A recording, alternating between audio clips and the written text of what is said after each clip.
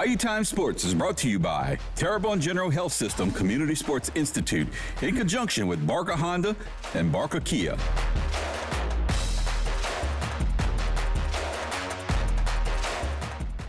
Hi, everybody. Welcome to Bayou Time Sports. You may or may not know it, but the Sun Belt Conference Media Days are happening in New Orleans. That's happening in the Warhawks district. New Orleans very happy to host that on a yearly basis. We have 2 Louisiana schools who compete in the Sun Belt Conference this year. Won't be that way next year. Next year, you'll have Louisiana Tech in there, too.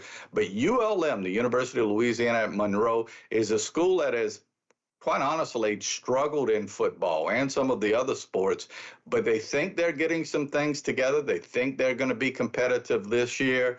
They spoke over at the the Sun Belt Conference Media Days in New Orleans. Here's what was said and what we might expect from the Warhawks this upcoming season. Going into year 2, I'm honored and I'm also excited, to be the head football coach at the University of Louisiana Monroe. Change is amongst Northeast Louisiana. Change is all over Monroe right now, and it's good change. There's excitement. There's momentum. The support is growing. I want to start off by thanking, my president, our new president, President Carrie Castile, who has brought tremendous energy, excitement, and passion for our university. Her leadership is very contagious. And it's a extreme breath of fresh air from her just leadership daily. I'd like to thank our athletic director, John Hartwell, that gave me this opportunity and is here with us today, and really just his leadership to helping us get this program up and going. Phase 1's complete. Phase 1 of what we call, it was completed. And phase 1 in year 1 is the hardest year. And I know what everybody's talking about. Hey, we started off, we had a great start, 5-1, the best start in years. We had huge wins. We beat a good Jackson State team. We throttled a UAB team at home. We were able to beat Troy on the road, a very good Troy program. We were able to come back and beat James Madison, and then a very proud Southern Miss program. And then as the season went, the Sun Belt Conference top to bottom is the SEC of the G5, in my opinion. And I think that a lot of people outside this conference will say the same thing. So, you go back to a lot of those games that we were really close with in the end. In the fourth quarter, we're up 17-14 with 10 minutes to go, at Marshall, and we had the ball. We weren't able to finish. We're tied 21-21 with Ark State with 7 minutes to go. We weren't able to finish, and give them credit, they beat us.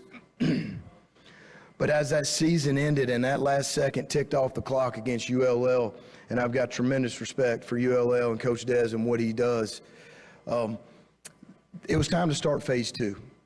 And the whole key to phase 1, this is the 8th program that I've been a part of rebuilding. The whole key is to keep your team together, to keep those guys in that locker room together.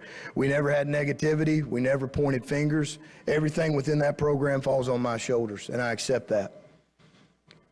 But what we did is we had the highest retention in the Sun Belt, and that's something that I'm very proud of. I'm proud of our staff. I'm proud of our town. I'm proud of our fans, because everybody plays a role in that. So to have the highest retention, I know everybody wants to talk recruiting. Now it's kind of turned to retention. And to have that was able to give us a really big kickstart to phase 2. And phase 1 is always coach-driven. It's always coach-driven. And we infiltrated 73 new players year 1, and we were trying to get to know each other's names, going into June. Well, now we were able to bring another class behind the guys that we brought back last year. So the keys to phase 2, it has to become player-driven. And we were able to add the right pieces, in my opinion, to the puzzle that we needed. Last year, I felt like we were one deep.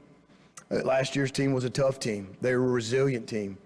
This team has become, and it started in January, I think this team in this locker room has real leadership.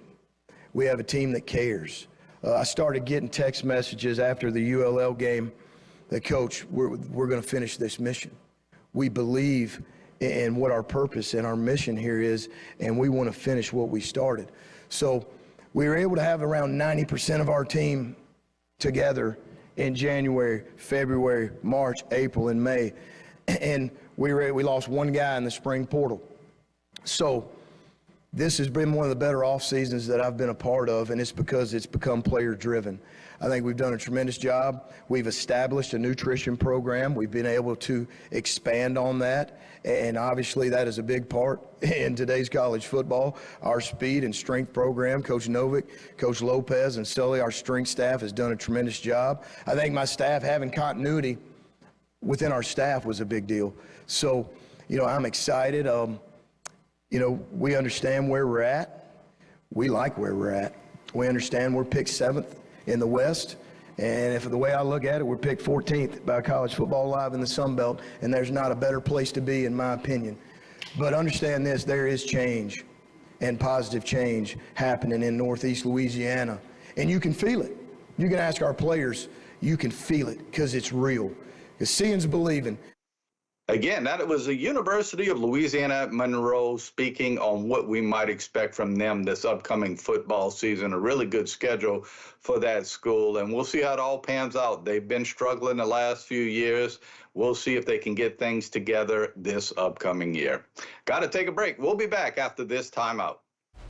This segment was brought to you by Terrebonne General Health System Community Sports Institute in conjunction with Barker Honda and Barker Kia.